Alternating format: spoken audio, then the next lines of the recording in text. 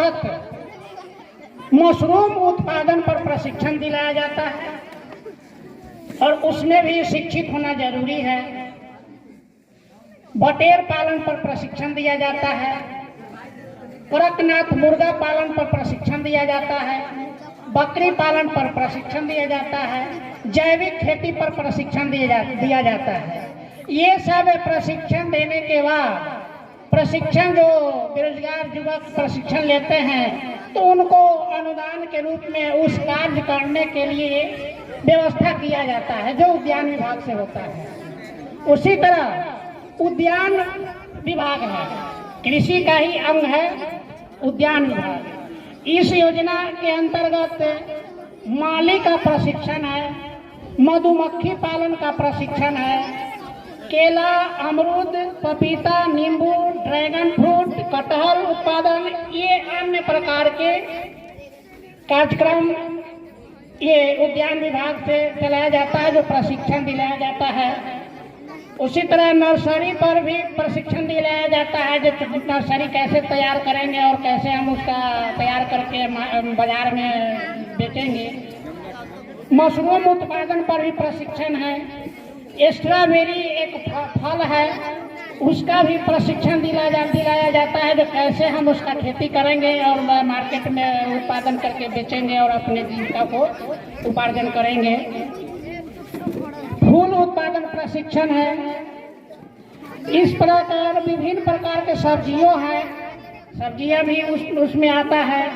औषधीय पौधा भी है जैसे लेमन ग्रास है, खस है, स्टीविया है, चिया है, सफेद मूसली है, मेंथा है, वन तुलसी है।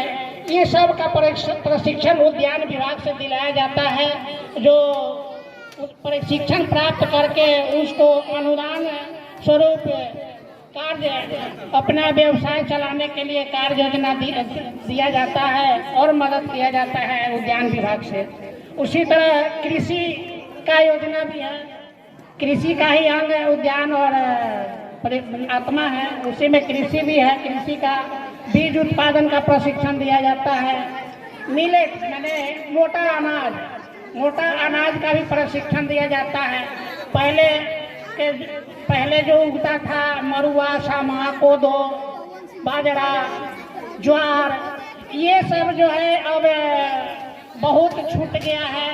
इसका भी अब सरकार की ओर से योजनाएं आ रही है जो भाई मोटा अनाज पर भी ध्यान दिया जाए ताकि बहुत से महीन दाना खाते खाते हमारे शरीर में बहुत प्रकार के रोग व्याधि का प्रकोप हो जा रहा है।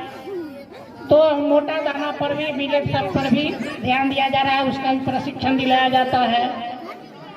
जैविक खेती पर भी प्रशिक्षण दिलाया जाता है जिसमें भी उसमें भी अनुदान है।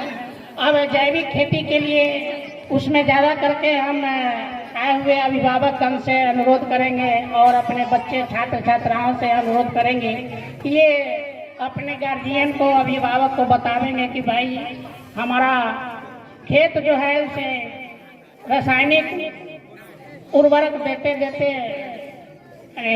उर्वरा शक्ति छीन होते जा रहा है। आने वाले भविष्य में उसका उर्वरा शक्ति खत्म हो जाएगा, इसलिए जैविक खेती ही करना उचित होगा। तो ये जैविक खेती करेंगे। इसी तरह है पौधा संरक्षण का भी योजना है, उसमें कीट व्याधि का जो प्रकोप होता है उसका भी प्रशिक्षण दिलाया जाता है और कैसे कीट व्याधि पर नियंत्रण कर पाएंगे ये भी प्रशिक्षण पौधा संरक्षण विभाग से दिलाया जाता है। मत्स्य योजना है, उसमें भी है मत्स्य पालन, हैचरी उत्पादन, दियारा विकास योजना, ये सब जो है सभी कृषि का अंग है और हमारे बेरोजगार युवक को इस प्रकार के प्रशिक्षण दिला करके उनको रोजगार मुहैया कराया जाता है। इसी के साथ मैं अपनी वाणी को विराम दूंगा और आगे हमारे कार्यक्रम पदाधिकारी महोदय शिक्षा से संबंधित जो योजनाएं हैं, महत्वपूर्ण योजनाएं, वे बतावेंगे।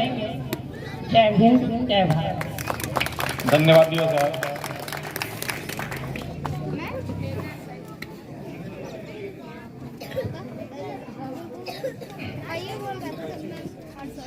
इस मंच पर उपस्थित हमारे प्रभारी प्रधान अध्यापक श्री मनिंदर कुमार जी, मंच की अध्यक्षता कर रहे विद्यालय समिति के अध्यक्ष श्री अरुण कुमार सिंह जी, मंच संचालक श्री राजेश कुमार तिवारी जी, सह संचालक बलवंत कुमार जी, अजय कुमार सिंह जी, यहाँ की जितनी सारी शिक्षक शिक्षिकाएं हैं, हमारे प्रधान अध्यापक महोदय, यहाँ पर उपस्थित सभी अभिभावक का इस शिक्षा संवाद में हार्दिक स्वागत करता है।